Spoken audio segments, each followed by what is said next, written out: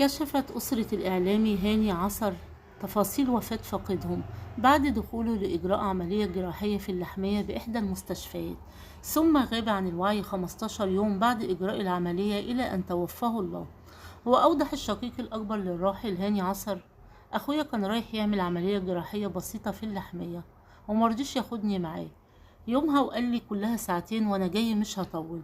أخويا الصغير راح معاه علشان ما يكونش لوحده.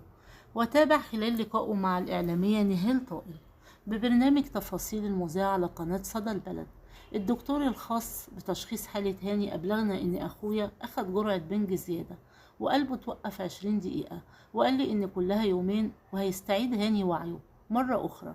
ولكن عندما تم استخدام استشاري للحالة أبلغنا أن درجة الوعي هي 2% فقط.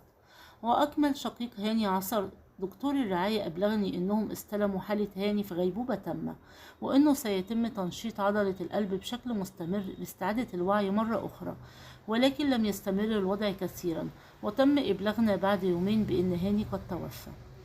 واستكمل هاني أثناء الذهاب إلى المستشفى رفقة زوجته توقف في الطريق وقام بتغيير عجلة السيارة بمفرده. كان بصحة جيدة لا يعاني من أي مرض، واصفا ما حدث في وفاة شقيقه هاني بأنه عبارة عن إهمال طبي.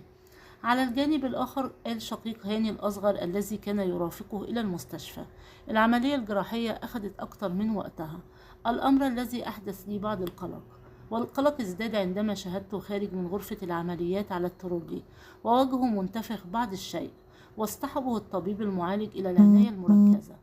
وتابع شقيقه: توجهت للطبيب المعالج في عيادته في اليوم الثاني وقال لي إن العملية نجحت وكان هناك نسبة دم بسيطة نازلة من مناخيره فقط، وما حدث شيء طبيعي، وإنه سيسترد وعده بعد يومين، وما حدث كانت نتيجة جرعة بنج زيادة.